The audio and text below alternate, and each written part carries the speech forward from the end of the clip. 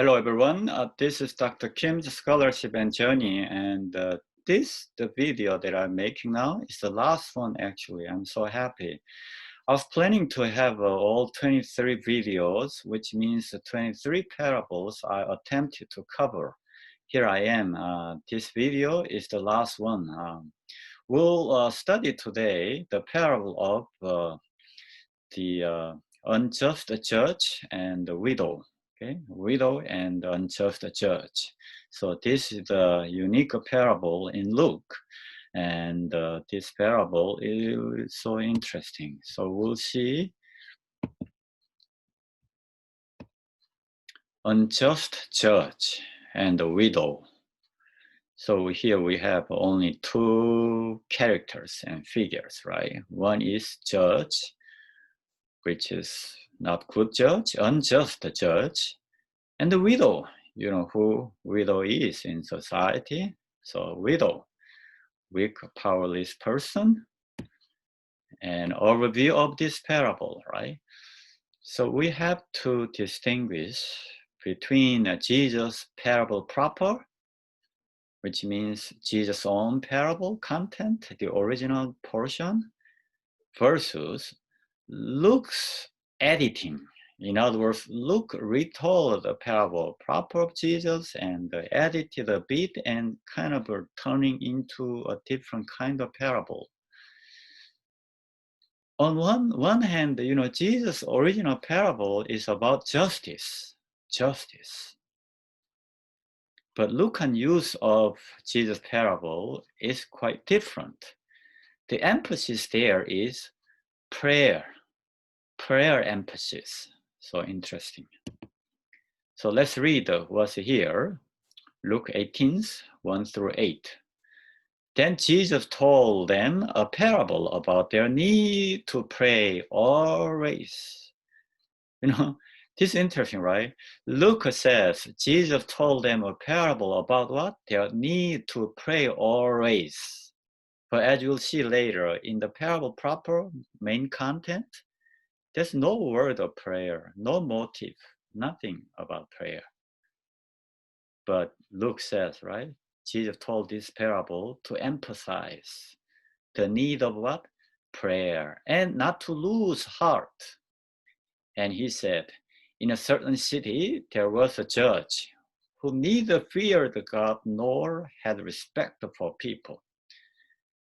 This is an extreme form of a bad judge, right? Usually judge is respected and, you know, but in this particular case, the judge neither feared God nor had respect for people.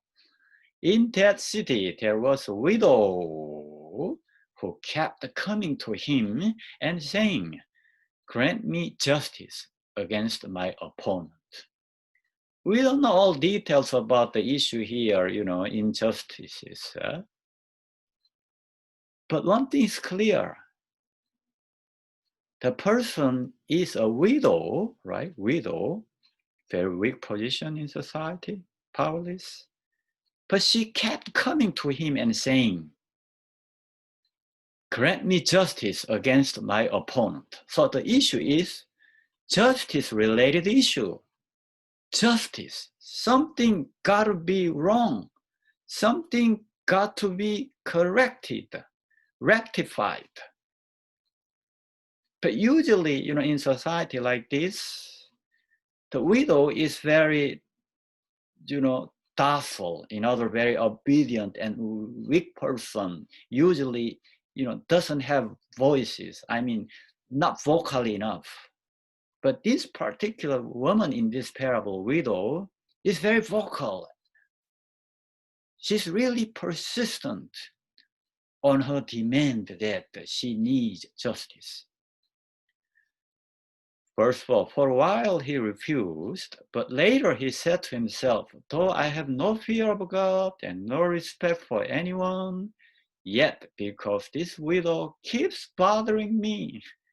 He's just so self-centered, right?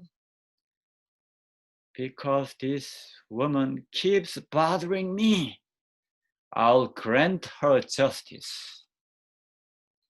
I'll grant her justice, so that she may not wear me out by continually coming. Now, and the Lord said, listen to what the unjust judge says, and will not God grant justice to his chosen ones who cry to him day and night? So he cried to him day and night. Verses is probably edited and added by Luke, right? The meaning of this parable is what? Pray to God, cry to God, right? And then you will be heard. Will he delay long in helping them? I tell you, he will quickly grant justice to them. And yet, when the Son of Man comes, will he find faith on earth? So, by and large, from 6 to 8 verses here, probably coming from Luke. So Luke emphasizes what? The importance of prayer. But in the main parable proper, as we have read here, that is actually about justice. So finally, the justice was granted, not because of these judges, but because of this woman's faith, persistence. That is what this parable is about, justice parable. Now, we'll see some interpretive issues. What kind of justice does the widow need? What kind of justice does she need? She needs retributive justice. What's wrong with the judge?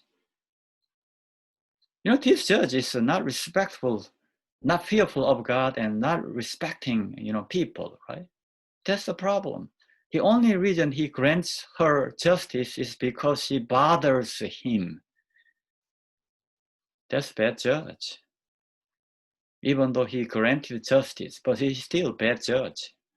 Why? Because he does not take care of this woman or other people. He doesn't have any sense of justice. The only reason he listens to her is because she bothered him, right? That's really interesting, weird. It's bad judge. In the end, he's still bad judge. That's wrong with him. And from this woman, what we can learn, faith as persistence. In other words, she has persistent faith. She did not stay at home just praying all the time. No. Luke tells us that way, the purpose of this parable being told by Jesus that way, but actually this woman in the parable is seeking what? Justice. How?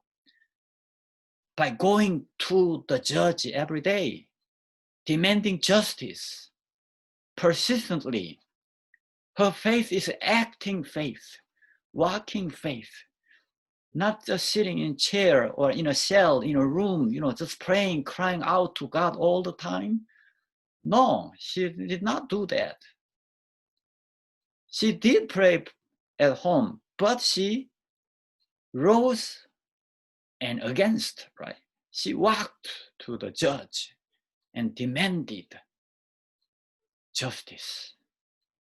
So her faith is not just praying, sitting alone, in a cell, praying to God all the time. Sometimes we can think of that kind of prayer, right? Prayer means what? Talking to God, speaking to God, crying to God, you and God only. But here in this case of parable, this woman, while she probably prayed at home, but what she does is actually going out to the church and seeking justice. Her faith is really persistent, and if we can think about her faith is really persistent and active faith, not just passive waiting or just praying. No, that's not. So in that sense, this woman may be compared to the Canaanite woman, right? In Matthew chapter 15, the Canaanite woman also was very persistent, demanding the blessing and healing of her daughter. So finally, Jesus granted her request. not because she bothered him, but Jesus said, I saw from you great faith. Oh, woman, great is your faith. Which means somehow even Jesus changed his mind and he was transformed, right? Because of this woman. Reflection. What does Jesus try to address or tell by this parable? The importance of prayer? I guess not. The importance of seeking justice endlessly. Don't just sit at your home and chair. Just complain. It's not enough. Go and seek justice actively until your voice is heard. Until you are heard. Keep trying, keep going, keep doing, keep hoping. Don't give up. That is the point of the parable. This parable is not merely about prayer. That's a Lucan interpretation of Jesus' original parable. But I don't mean that prayer is not important, okay? That's a Lucan perspective. Lucan gospel as a whole emphasizes the importance of prayer. Okay, prayer is important. Even when Jesus was baptized, Jesus was praying with other people. Okay, at Jesus' baptism, he prayed. That's only in Luke. In Jesus' baptism story in Matthew or Mark, we do not see Jesus praying there, right? But it's only in Luke. At Jesus' baptism, he prayed. So much so throughout the narrative of Luke, you would see the importance of prayer, the Holy Spirit, and so forth. That's Lucan theology, right? All things are pieced together to make a unified claim that, right? The Holy Spirit leading the community of early Christian Lucan community. So they are led by the Spirit and they spread the gospel to all people. What is important? The leading of the Holy Spirit and the prayer. So here, this parable also is interpreted that way.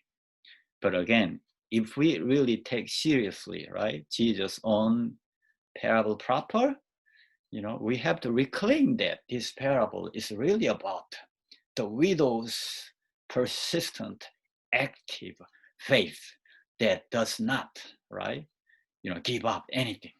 Just keep trying, keep pushing until she is heard. So if we think about what kind of justice do we see here, I think it is retributive justice. If someone, right, did wrong to you, what kind of justice you need? Rectification of things got to be wrong. So that is retributive, punitive justice. Retributive justice, right? It is so important.